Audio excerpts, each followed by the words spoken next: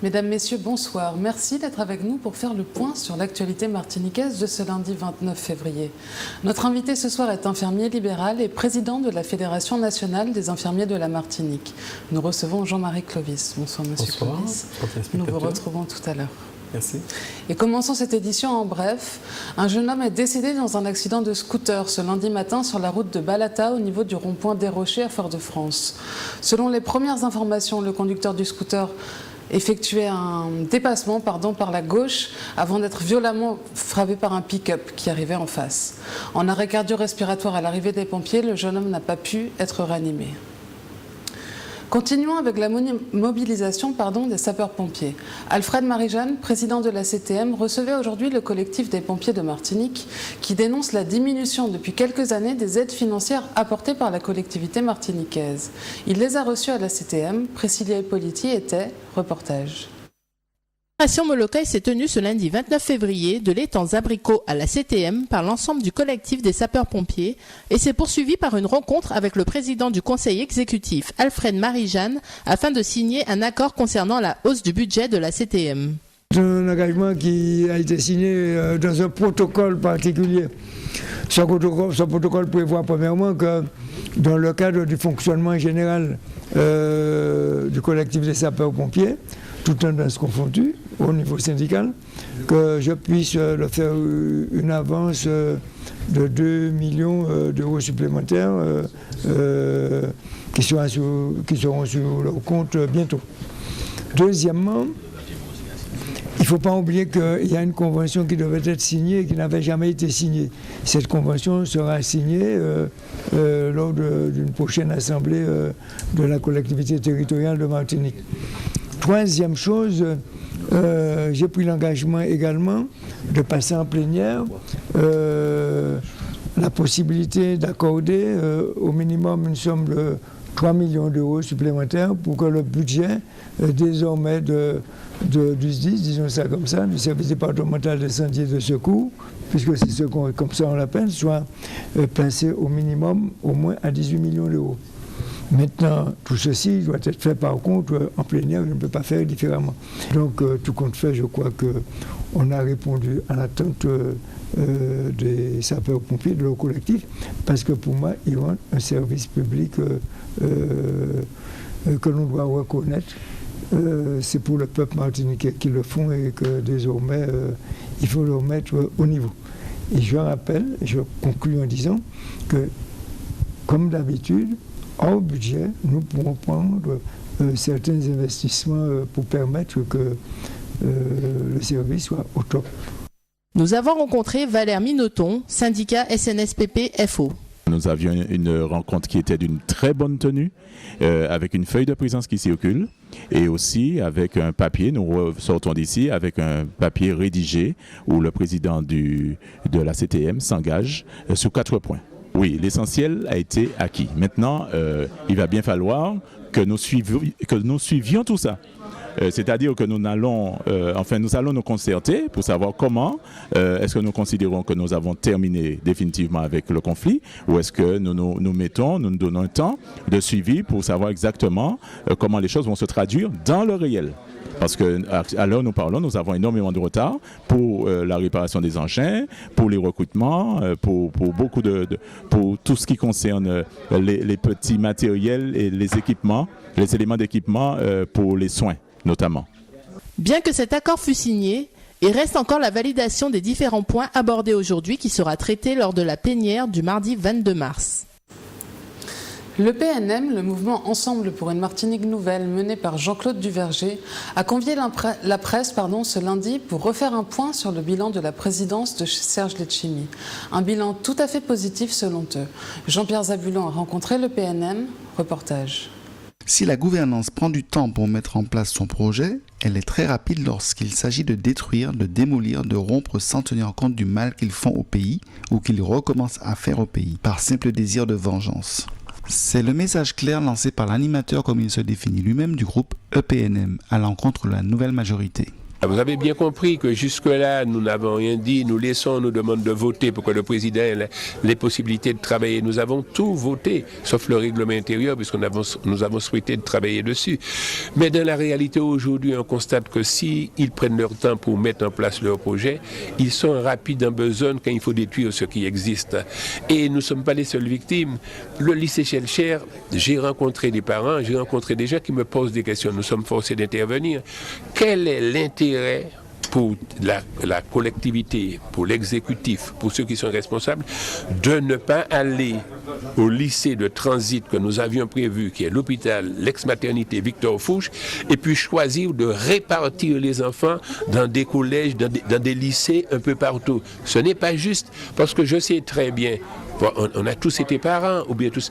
On demande aux élèves leur choix, et les élèves choisissent en 1, 2, 3 par rapport à la priorité. Mais s'il y a un lycée incertain, les élèves n'iront pas là. Mon intervention, ce n'est pas pour critiquer, c'est pour contribuer. Je dis que j'ai tellement entendu parler du Zika, de la gravité de cette maladie, que je dis qu'il nous faut mettre des moyens, peut-être un peu plus que nous avions mis sur le chikungunya à l'époque. Il faut embaucher des gens, il faut aller matin un bambou qui a de l'eau, il faut aller dans les ravines, il faut aller un peu dans les rivières, il faut embaucher une centaine de jeunes, il faut mettre les moyens. Nous avions mis à l'époque pour cela, on avait mis des camions, on avait mis de l'essence, on avait mis des trucs, on avait mis plus de 2 millions à l'époque et le Conseil général avait mis aussi autant.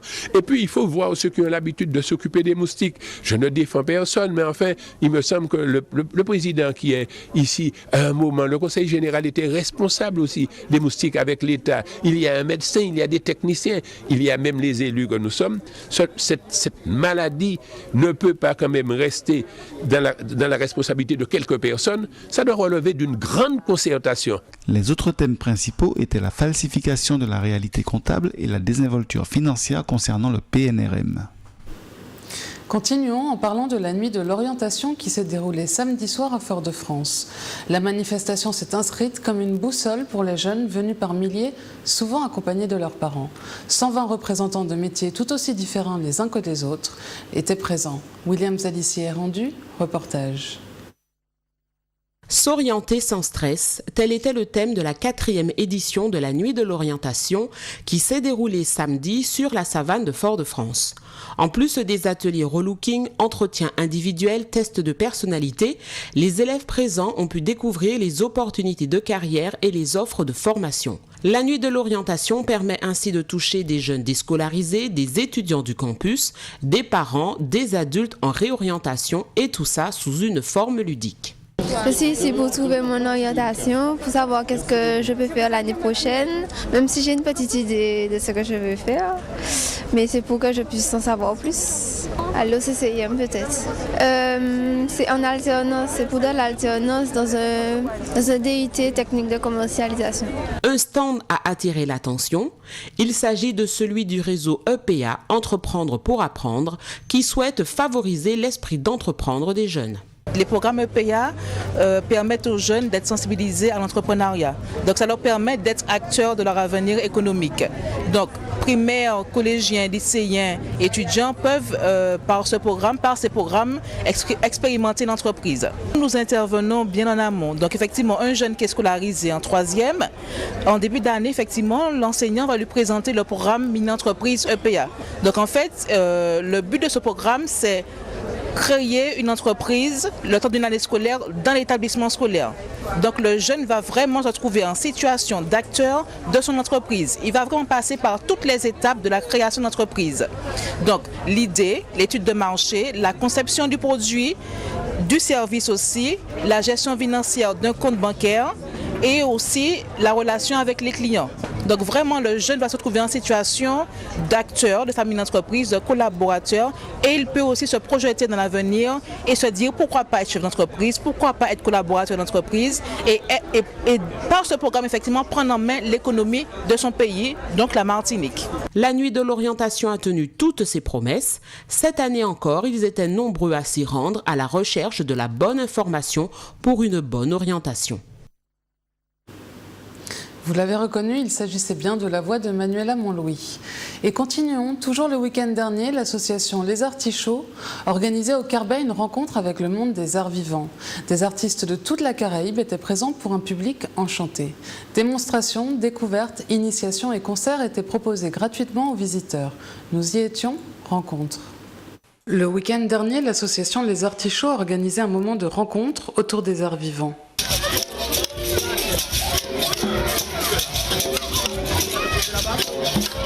C'est l'événement annuel de l'association Les Artichauts, un événement où pendant 2 jours sont proposés des arts vivants avec des artistes caribéens de Guadeloupe, de Martinique et d'ailleurs qui viennent proposer à la fois de la musique, de la magie, du jonglage, du clown, de l'équilibre et tout ce qui est attrait aux arts vivants, le théâtre, la comédie, le conte. Mais qu'est-ce que les arts vivants ? Alors, les arts vivants sont pour nous les arts qui vont, alors je ne vais pas aller trop loin, mais qui permettent à la fois de s'épanouir individuellement, donc de se découvrir des qualités, d'aller au bout de soi-même, de se dépasser, d'avoir un point de vue créatif, artistique, qui permettent donc de tout à chacun d'avoir un peu des étoiles dans les yeux et de s'émanciper de son canapé pour éteindre la télé et venir voir ce qui peut se passer ailleurs de manière vivante.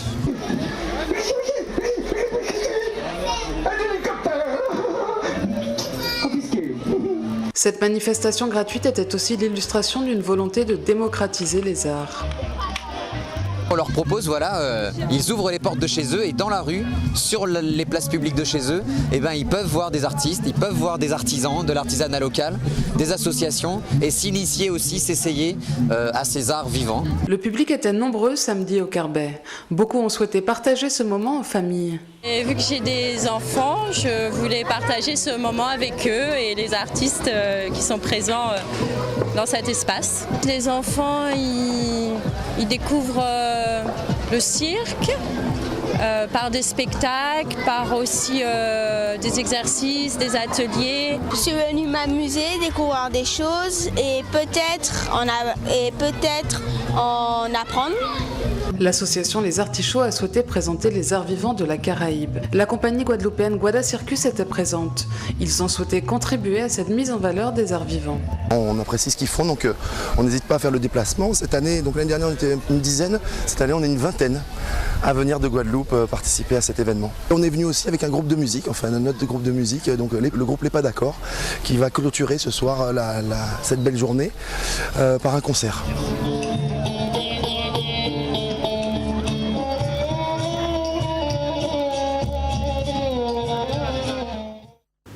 Et retrouvons maintenant l'invité de cette édition, Jean-Marie Clovis. Rebonsoir Monsieur Clovis, bonsoir. Vous êtes donc infirmier libéral et président de la Fédération nationale des infirmiers de la Martinique. Oui.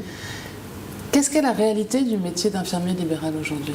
Alors aujourd'hui, on va dire que les choses se compliquent énormément pour les infirmiers libéraux de la Martinique parce que nous avons une nomenclature générale des actes professionnels, c'est-à-dire le livre où on trouve tous les actes professionnels, pas seulement infirmiers, qui aujourd'hui nous semble inadapté, notamment sur sa partie qui traite des déplacements des professionnels de santé, avec une grosse disparité en fonction des différentes professions, c'est-à-dire qu'on passe quasiment de 10 € pour les indemnités forfaitaires à 2,50 € pour les infirmiers, par exemple, pour le même déplacement, le même véhicule, les mêmes frais de déplacement. Donc ça, nous trouvons ça totalement injuste. Et puis, cet article de la nomenclature générale des actes professionnels a été bâti à partir des agglomérations. Pour prendre l'exemple de Fort-de-France, il y a 40 ans, lorsqu'on sortait des ponts de Fort-de-France, on était déjà hors de l'agglomération. Aujourd'hui, il est clair que Fort-de-France entièrement est une grande agglomération et aujourd'hui les infirmiers se déplacent de 7 km pour environ 2,50 € pour le déplacement, avec toute la circulation qui existe. Avec des déplacements en commune, on trouve quasiment le même problème, c'est-à-dire qu'il y a 40 ans, le bourg était très limité. Aujourd'hui, le bourg s'étend. Donc la sécurité sociale veut aller aujourd'hui, par exemple, concernant les déplacements, au-delà de l'agglomération définie il y a 40 ans et estime que l'agglomération doit être revue en fonction des données de l'INSEE, ce qui n'est pas prévu dans les textes. C'est-à-dire que considérer que l'agglomération, par exemple, de Fort-de-France n'est plus Fort-de-France, mais Échelle-Chère, Lamentin, Saint-Joseph. Et la même chose pour les communes, on partirait donc de Ducos pour aller à Sainte-Anne. Ce serait donc une seule agglomération externe. Donc ce qui fait que ça pose des problèmes problème notamment aux infirmiers qui travaillent en commune, qui font des déplacements très importants dans des zones difficiles d'accès et qui auraient été donc victimes d'une injustice à se déplacer pour 2,50 €. Donc c'est un peu ce qui est remis en cause en disant qu'il y a un texte qui certes date de très longtemps, mais qui est déjà défavorable à la profession. Il ne faut quand même pas aggraver la situation en incluant quelque chose qui n'existe nulle part, quoi. Donc c'est un peu ce qui est contesté, ce qui entraînait de grosses difficultés, surtout pour les patients. Et il est évident que si ça arrivait, les infirmiers hésiteraient à se déplacer hors de l'agglomération, puisque ce serait donc à leurs frais. Et ça, c'est inadmissible. Et il y a également des réformes, je crois, qui sont mises en place à l'échelle nationale. Oui, alors à l'échelle, notamment, il y a donc des lois qui ont été votées en décembre, notamment pour moderniser le système de santé. Donc c'est une très belle chose, dans la mesure où ça a tendance à structurer notamment les interventions à domicile. C'est quelque chose qu'ils appellent le virage ambulatoire de la santé. Il y a d'ailleurs beaucoup plus d'interventions à l'extérieur de l'hôpital. Mais il se trouve que dans ces différents textes, on a oublié les infirmiers libéraux. Ça a été structuré, mais on n'apparaît nulle part comme étant, comment dirais-je, en mesure de porter l'un de ces projets qui est défini par les textes. Comme étant acteur de la santé à domicile. À domicile, notamment, surtout parce que nous sommes quasiment les seuls à être présents 7 jours sur 7 et quasiment toute l'année, y compris les jours fériés.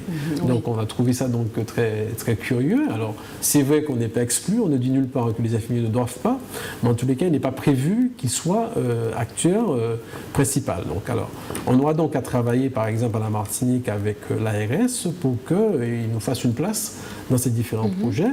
Et pour qu'on soit, pourquoi pas, porteur de projet. Donc c'est le médecin généraliste qui est mis en avant, nous n'avons rien contre, mais nous connaissons la situation de la Martinique où il n'y a pas suffisamment de médecins, mais par contre, les infirmiers libéraux sont très, très bien représentés dans les communes, mais aussi dans tous les quartiers. Oui. Donc on souhaiterait, nous aussi, être un véritable acteur de ces nouveaux projets. Et alors, quels sont les moyens de mobilisation auxquels vous avez pensé, notamment au sein de la Fédération des infirmiers ? Alors, là, concernant la mobilisation, par exemple, de la semaine dernière, donc il faut dire que c'est une manifestation qui a été organisée par un collectif. À la tête de ce collectif, on retrouvait surtout des jeunes infirmiers de la Martinique qui, révoltés par cette situation, ont décidé donc de se réunir et ils ont eu le soutien donc, des 2 syndicats de la Martinique, dont la Fédération nationale des infirmiers. Oui. Et cette intervention donc, a porté ses fruits dans la mesure où il y a eu quand même beaucoup d'infirmiers qui se sont mobilisés ce jour-là pour le faire savoir donc, au ministre et à sa délégation donc, de l'incompréhension de la profession concernant les indemnités kilométriques, mais il y a aussi d'autres éléments comme la tarification de nuit qui posent problème aujourd'hui. Mais Marisol Touraine n'est-elle pas revenue sur cette question des indemnités kilométriques ? Absolument. Marisol Touraine a bien dit qu'elle va annuler la décision de la Caisse générale de sécurité sociale. Évidemment, c'est quelque chose que nous avons accueilli avec beaucoup de bonheur, sachant les difficultés que rencontre la profession. Notre seule inquiétude, c'est qu'il va falloir négocier quand même avec la Caisse générale de sécurité sociale à ce niveau pour qu'elle n'applique pas en définitif. Parce que si ce qu'elle a dit n'est pas traduit véritablement par un texte adressé notamment à la Caisse générale de sécurité sociale de la Martinique, mais aussi, on va dire, dans tous les départements français, elle risque d'avoir fait une déclaration qui ne portera pas ses fruits. Mais est-ce que par sa présence en Martinique et ces échanges avec elle, vous êtes-vous senti écouté ? Enfin, c'est vrai que la délégation n'a pas été reçue directement par elle, mais par un conseil technique, mais elle a bien repris. En tous les cas, nous savons qu'elle a été entendue, qu'elle a entendu son conseiller, et en tous les cas, ça a été une réponse positive. Très bien. Merci Jean-Marie Clovis d'avoir répondu à notre invitation. Merci. C'est la fin de cette édition. Merci de nous avoir suivis. Retrouvez dans un instant les informations nationales et internationales avec Euronews. Et à 20h30, retrouvez votre magazine Portrait qui est allé à la rencontre d'une passionnée de tissu qui décline le madras sur toutes ses créations. Passez une agréable soirée sur Zouk TV. À demain.